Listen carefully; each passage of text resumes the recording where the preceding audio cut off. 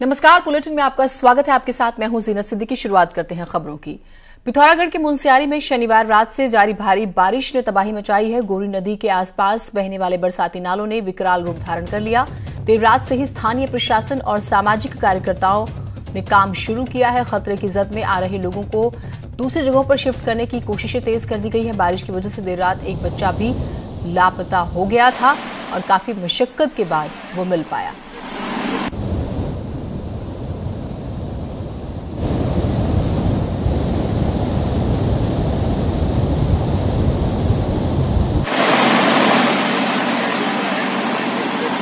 हाँ, जैसे कि ये रात से बहुत तेज़ बारिश का सिलसिला चल रहा है और मूसलाधार बारिश के होते हुए हम लोगों को जैसे जैसे सूचनाएं मिल रही हैं पुलिस को और प्रशासन को, उस पर तुरंत कार्रवाई करते हुए तहसीलदार साहब अपने मुनस्यारी के और मैम आसिफ खान एसओ अपने मे फोर्स के साथ में रात से ही जो है हम लोग लगे हुए हैं और एक प्राइवेट जेसीबी भी हायर करी गई है। रात ही उसको काम दिया गया कि जहाँ जहाँ सड़कें ब्रेक हुई हैं मलबा आने से उनको खुलवाया जा रहा है।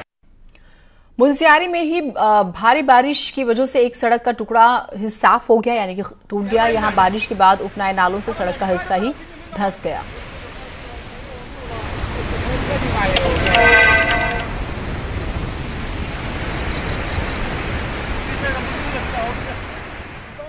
मुनस्यारी में ही कई रास्ते जमींदोज हो गए। लोग अपनी जान जोखिम में डालकर खतरनाक नालों को पार कर रहे हैं और दरकती पहाड़ियां लोगों को जो है पार करनी पड़ रही हैं। जान जो है हमें कहें कि खतरे में है। खुद ही परेशान लोग रास्तों से मलबा हटा रहे हैं। मुनस्यारी क्षेत्र में भारी वर्षा की वजह से थोड़ा सा जो दिक्कत का सामना करना पड़ रहा है, उसके लिए हम लोगों ने वहाँ के जो हमारे एसडीएम्स हैं, तहसीलदार हैं, उनको सूचित कर दिया गया है कि आपदा की स्थिति को देखते हुए जेसीबी का उपलब्धता सुनिश्चित किया जाए ताकि तत्काल स्लाइड्स को क्लियर किया जाए और रास्ते को यातायात के लिए सुचारू किया जाए। पिथौरागढ़ में मुनस्यारी के पास मदकोट से अगली खबर आ रही है। यहाँ इमला जोशा रोड पर एक गाड़ी उफनते नाले में फंस गई। काफी देर तक बोलेरो गाड़ी फंसी रही और कड़ी मशक्कत के बाद गाड़ी को निकाला जा सका। यह इलाका आपदा के लिहाज से काफी संवेदनशील है और अब मानसून काल में हालात और भी खराब हो रहे हैं।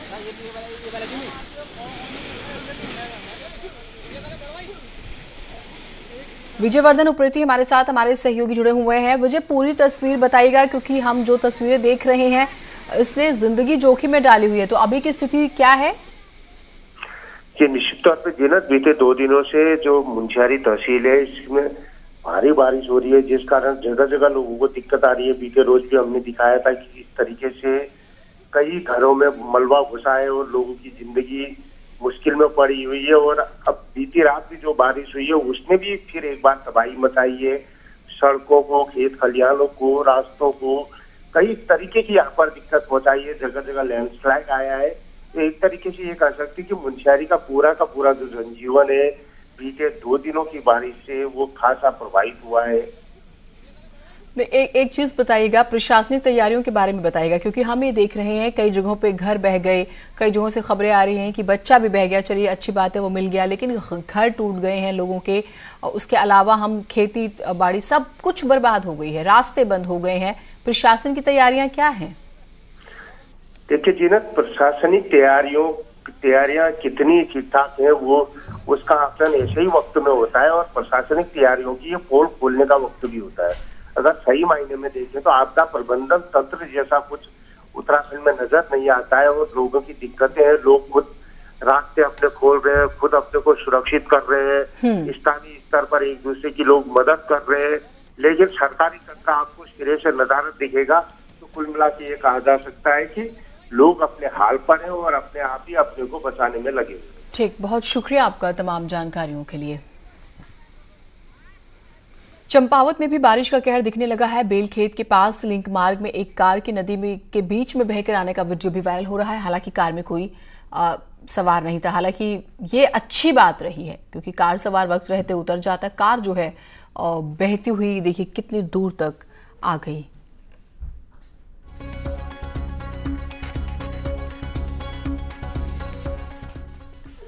अगली खबर का रुख कर लेते हैं। टिहरी में एक दुकान के ऊपर बोल्डर गिर गया। थ्यूड़ बाजार में ये बोल्डर और मलबा पहाड़ी से गिरा है। हालांकि इस दौरान व्यापारी बाल बाल बच गए। हादसे में एक दुकानदार जख्मी हुआ है तो दो बाइकों को भी नुकसान हुआ है। घायलों को इलाज के बाद छुट्टी दे दी गई है, लेकिन पहाड़ से मलबा गिरने के बाद लोग जरूर दहशत में हैं।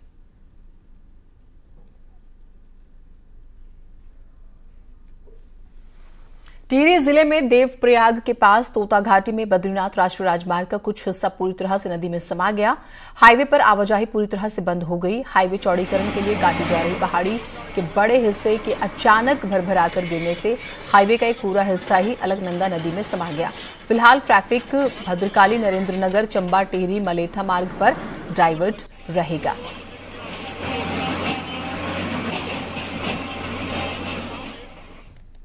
अगली खबर का रुख कर लेते हैं। आपको बता दें, उत्तराखंड में मौसम की अगर हम बात करें, अलर्ट जारी किया हुआ है विभाग ने काफी समय से। नैनीताल, यूएस नगर, चंपावत, पिथौरागढ़ के लिए भारी बारिश का अलर्ट जारी है। 20 जुलाई को देहरादून, हरिद्वार, नैनीताल के लिए मौसम विभाग ने अलर्ट जारी किया। साथ ही चंपावत और उधम सिंह नगर के लिए भारी बारिश के लिए अलर्ट भी जारी किया गया है।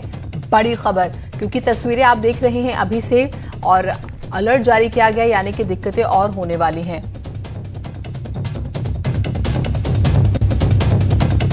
नैनीताल जिले में अब बीजेपी पर कोरोना का संकट भारी नजर आ रहा है। नैनीताल बीजेपी के जिलाध्यक्ष प्रदीप बिष्ट और प्रदेश प्रवक्ता प्रकाश रावत समेत कुल 5 बड़े नेता कोरोना पॉजिटिव हो गए हैं। विधायक दीवान सिंह बिष्ट समेत 8 बीजेपी नेता इंस्टीट्यूशनल क्वारंटीन कर दिए गए हैं और हल्द्वानी बीजेपी के ऑफिस को भी सील कर दिया गया है। एक साथ इतने नेताओं के कोरोना पॉजिटिव होने के बाद पूरे कुमाऊं में हड़कंप है, क्योंकि इस बीच कई कार्यक्रम हुए। बीजेपी जिलाध्यक्ष और प्रदेश प्रवक्ता को कई दिनों से बुखार था। दोनों सेल्फ क्वारंटीन थे, लेकिन शनिवार को आई रिपोर्ट में दोनों कोरोना पॉजिटिव पाए गए और दोनों पदाधिकारी 14 जुलाई तक पार्टी कार्यक्रमों में हिस्सा लेते रहे। बताया जा रहा है कि इस दौरान इनके टच में प्रदेश महामंत्री कुलदीप कुमार, राजेंद्र भंडारी समेत 50 से ज्यादा प्रदेश, जिला और मंडल स्तर के लोग आए। स्वास्थ्य विभाग दोनों कोरोना पॉजिटिव नेताओं के टच में आने वाले नेताओं की लिस्ट भी तैयार कर रहा है।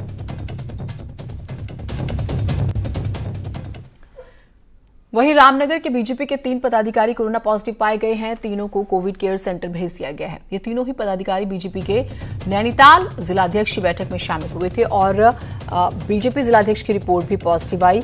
उसके बाद से देखिए आप, ये सिलसिला बढ़ता जा रहा है। सुनील नवप्रभात हमारे साथ हमारे सहयोगी जुड़े हुए हैं।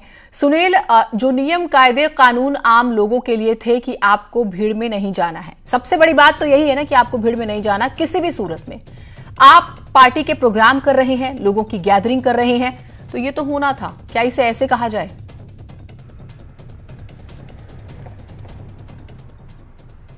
बिल्कुल जीनत, ये प्रदेश में एक सियासत का ये विषय भी बना रहा। पिछले दिनों आपने देखा कि खुद जो पार्टी के प्रदेश प्रभारी हैं श्याम जाजू, उनके दौरे को लेकर यहाँ पर ऐसी बातें उठती रही कि वो क्वारंटीन किए गए थे और हरिद्वार पहुँच गए। आजकल जो ताज़ा मामला है, भाजपा के तीनों जो महामंत्री हैं वो गढ़वाल और कुमाऊं के दौरे पर हैं और भाजपा ने कोरोना काल में जो वीडियो कॉन्फ्रेंसिंग की, जो वर्चुअल रैलियां की, उसके बाद तीनों महामंत्रियों को गढ़वाल और कुमाऊं भेजा गया था। वहां पर उनको निर्देश थे कि वो पार्टी पदाधिकारियों से, पार्टी के कार्यकर्ताओं से 1-to-1 करें और कोरोना काल में उन्होंने क्या क्या कार्रवाइयां की उसका एक लेखा जोखा वहां पर तैयार करें। इसी सिलसिले में पूरे कुमाऊं से लेकर गढ़वाल में इसी तरह बैठकों का दौर चलता रहा और कुमाऊं में आपने देखा कि वहां के जिलाध्यक्ष और प्रदेश प्रवक्ता कोरोना पॉजिटिव निकल गए।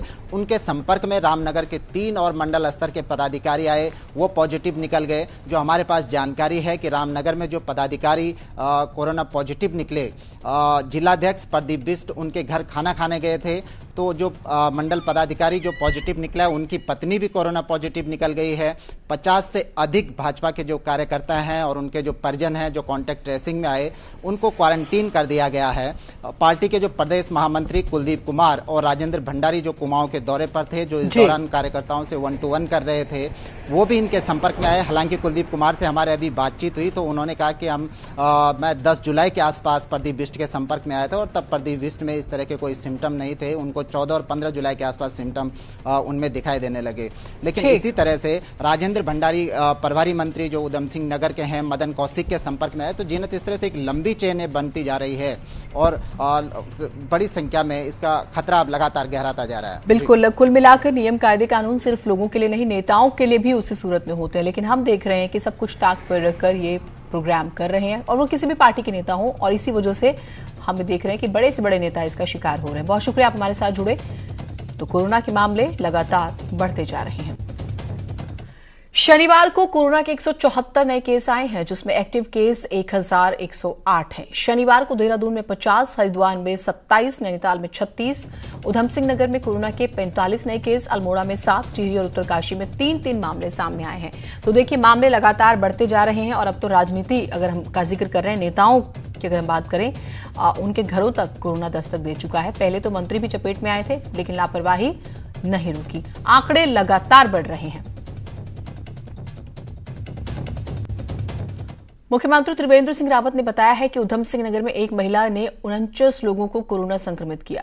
खुद मुख्यमंत्री ने इसे लेकर खुलासा किया है। बताया कि घरेलू सहायिका ने 49 लोगों को संक्रमित कर दिया। उन्होंने कहा उधम सिंह नगर में हालात ज्यादा खराब ना हो, इसके लिए वहां लॉकडाउन किया गया।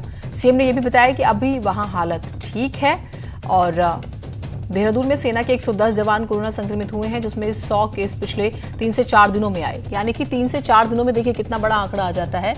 और सेना में कोरोना के मामले लगातार बढ़ रहे हैं, ये फिक्र की बात है।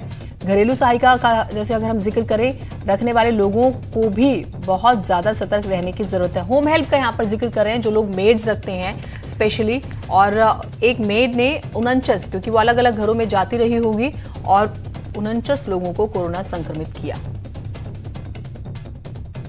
घरों में जो काम करने वाली महिला थी, उसको कोई गिनता नहीं था, और उसने 49 लोगों को उसने संक्रमित किया। अब घर वाले लोगों ने बताया नहीं उसके बारे में, बताया कि उनको ध्यान ही नहीं आया होगा कि वो भी एक है हमारे घरों में जो रोज आती है, तो उससे भी हमारी कैपेसिटी लगभग 2-2.5 हजार की और बढ़ जाएगी। हमारी कोशिश है कि जल्दी से जल्दी वो यहाँ पर पहुंचे। सर, आर्मी के जवानों में ज्यादा है इसको लेकर। देखिए, अभी देहरादून में 110 लोग जो सेना से थे वो संक्रमित पाए गए, जिनमें से 100 के करीब तो पिछले 3-4 दिन में आए हैं। तो निश्चित रूप से वो हमारे लिए एक बड़ी चिंता का विषय है। हर साल सावन शिवरात्रि श्रावण माह में कृष्ण पक्ष की चतुर्दशी तिथि को मनाई जाती है, और आज वो पावन दिन है जब भक्त शिवलिंग पर बेलपत्र और जल चढ़ाकर महादेव को प्रसन्न कर सकते हैं। शिवरात्रि पर शिवमय हुआ देश,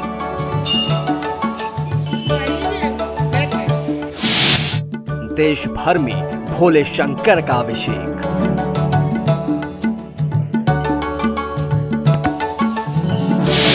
देश बोला हर हर महादेव। शिव शंकर की आराधना का सबसे पावन पर्व श्रावणी शिवरात्रि, जब भक्तों की मनोकामनाओं को मिलता है साक्षात महादेव का आशीर्वाद। जब धन, समृद्धि, संतान और खुशियों से भोले भर देते हैं अपने भक्तों का घर। माना जाता है कि इस दिन शिवलिंग पर बेलपत्र और जल चढ़ाने मात्र से भोलेनाथ प्रसन्न हो जाते हैं।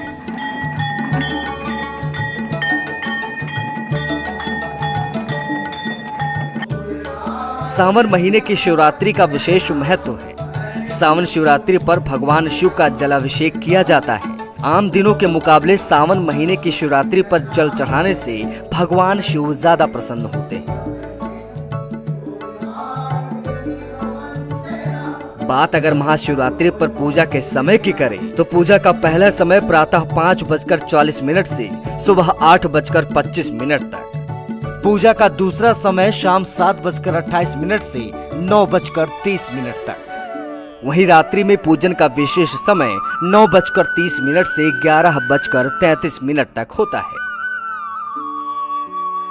इस महीने के 19 जुलाई यानी रविवार को मासिक शिवरात्रि है।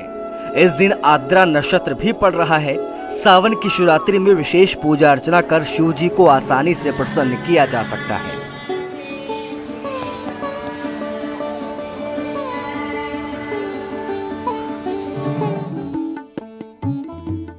इस दिन शिव की आराधना अगर पंचामृत से करें तो अति उत्तम रहेगा।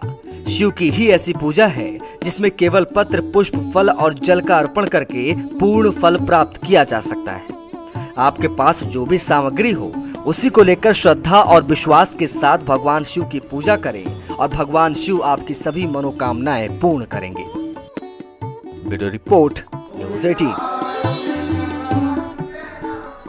आशीष डोभाल हमारे साथ हमारे सहयोगी जुड़े हुए हैं। आशीष, बेहद ही खास दिन है और आज सभी मनोकामनाएं पूरी होंगी, तो किस तरह का उत्साह है?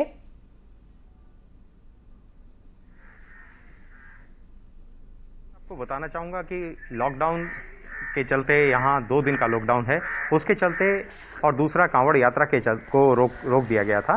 तो सावन का पूरा सोमवार बिना भक्तों के, शिव भक्तों के यहाँ बीता है। कुछ मंदिर यहाँ खुले हैं, कुछ मंदिर जो प्रमुख मंदिर हैं उनको बंद कर दिया गया है, लेकिन इस समय हम जहाँ मंदिर परिसर में खड़े हुए हैं यहाँ पर भक्तों का आने जाने का सिलसिला जारी है और लगातार भक्त आ रहे हैं और अपने आराध्य से मिल रहे हैं और जलाभिषेक कर रहे हैं। आप देख सकते हैं कि हमारे पीछे भक्तों का आने का सिलसिला जारी है, लेकिन बड़ी कम संख्या में जो है भक्त यहाँ पहुँच रहे हैं। हमारे साथ एक श्रद्धालु भी हैं, उनसे जानने की कोशिश करते हैं कि कैसा व्यवस्था रही है और क्या मंदिर परिसर की व्यवस्था है।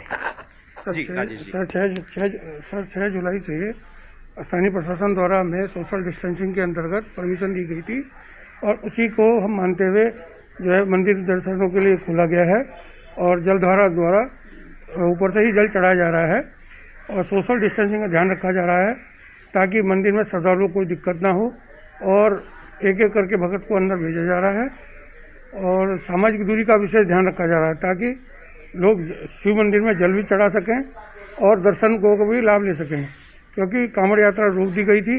इस वजह से जो है स्थानीय लोगों के लिए मंदिर दर्शनों के लिए खोला गया है। तो जीनत आप देख सकते हैं कि स्थानीय लोगों के लिए सिर्फ मंदिर आज खोला गया है और जल हरी लगाई गई है जिसमें ऊपर से ही जल डाला जा सकता है। मंदिर में प्रवेश की कोई अनुमति नहीं दी गई है और जो भी शिव भक्त आ रहे हैं उनका मेडिकल चेकअप किया जा रहा है, थर्मल स्क्रीनिंग की जा रही है, जिसके बाद ही उनको प्रवेश दिया जा रहा है। बहुत शुक्रिया। थर्मल स्क्रीनिंग चल रही है। ब्रेक के बाद स्वागत है आप सभी का। आइए देखते हैं कुछ और अहम खबरों को। उत्तरकाशी से खबर आ रही है, यहां पुरोला एसडीएम ऑफिस में तैनात स्टेनो को गिरफ्तार किया गया है। एसडीएम से अभद्रता करने का इन पर आरोप है। सरकारी आदेश फाड़ने के आरोप में इन्हें गिरफ्तार किया गया। अभिषेक कुमार इनका नाम है। एसडीएम सोहन सिंह सैनी ने आरोपी कर्मचारी के खिलाफ जांच शुरू कर दी है और आरोपी पर दस्तावेजों में एसडीएम के फर्जी हस्ताक्षर करने के भी गंभीर आरोप है। क्या है इसके पीछे की पूरी कहानी? उधम सिंह नगर के जसपुर में एक हाथी का शव मिला। तराई पश्चिमी वन प्रभाग के फांटू रेंज में यह शव मिला। इस मेल हाथी की उम्र 15 से 20 साल थी और सीवका गांव के पास ये मिला है। पोस्टमार्टम रिपोर्ट में भी हाथी की मौत की वजह पता नहीं चल पाई है और अब हाथी का विसरा जांच के लिए बरेली भेजा गया है।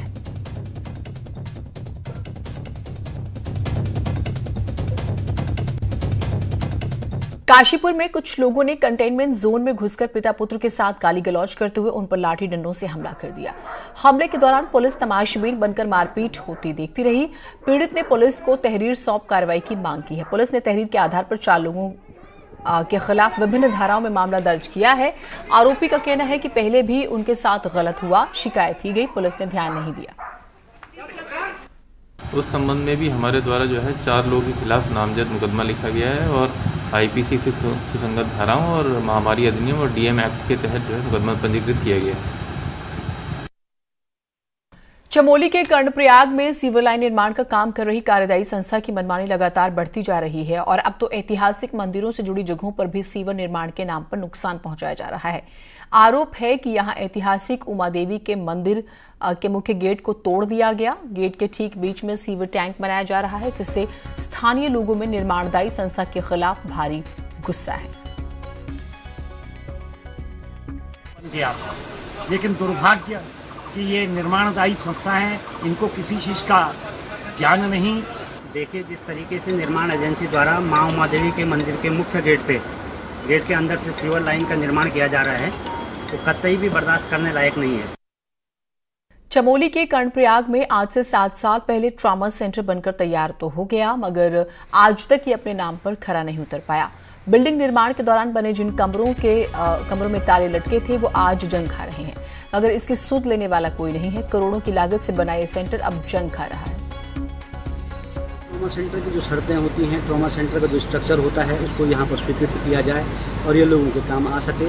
इसमें पूर्णतः सारी व्यवस्थाएं जो भी एक ट्रॉमा सेंटर के अंतर्गत होनी चाहिए, डॉक्टर्स होते हैं, 3 शिफ्टों के डॉक्टर्स होते हैं, 3 शिफ्टों की नर्सिंग स्टाफ होता है, पैरामेडिकल स्टाफ होता है, तो उस तरीके से पूरी व्यवस्थाएं अगर इसमें विकसित की जाएँ। ट्रॉमा सेंटर को गवर्नमेंट ने जो है IPHS मानक के अनुसार उप जिला चिकित्सालय कर्णप्रयाग में समायोजित कर दिया गया है। इसी प्रकार सभी ट्रॉमा सेंटर को उनके अधिकृत चिकित्सालयों में समय। अब आपको दिखाते हैं लॉकडाउन की एक पॉजिटिव स्टोरी। लॉकडाउन में नौकरी छूटने के बाद मुग्धा डिप्रेशन में नहीं आई और आवारा जानवरों के लिए रिफ्लेक्टिव कॉलर बनाने लगी और अब अपने दोस्तों के साथ मिल अपने इस सेवा जो भाव था उन्होंने उसे आगे बढ़ाया।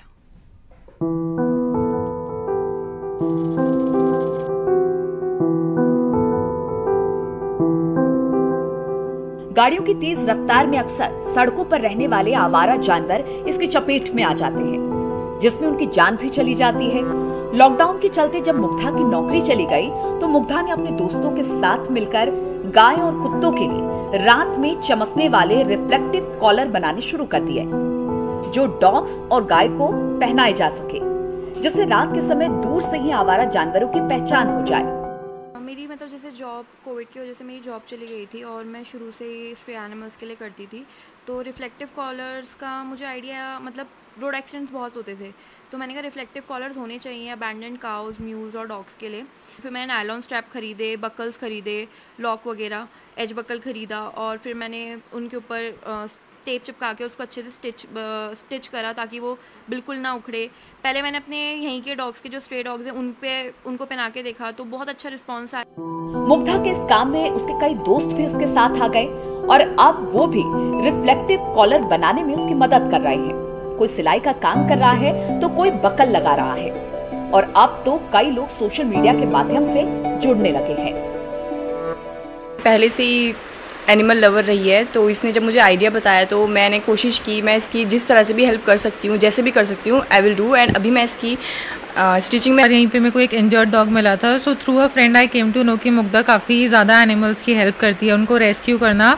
देन मैंने इसको कॉल किया, इसका नंबर निकाला, हमने उसको डॉग को वहाँ से रेस्क्यू किया है, फिर उसको डेली ट्रीट करवाया, ही इज़ बेटर नाउ। उसके बाद काफ़ी रेस्क्यूज़ हमने साथ में करे हैं। जो लोग भी नौकरी छूट जाने के बाद डिप्रेस्ड हो जा रहे हैं और सुसाइड अटेम्प्ट जैसे कदम उठा रहे हैं, उन लोगों के लिए मुग्धा और उनके दोस्त एक मिसाल के तौर पर हैं, क्योंकि अगर हम चाहें तो घर बैठकर ही अपने लिए कुछ न कुछ रोजगार के साधन जुटा सकते हैं। कैमरा पर्सन अनिरुद्ध रावत के साथ भारती सकलानी, न्यूज़ 18 देहरादून। और इसी के साथ इस बुलेटिन में इतना ही। नमस्कार।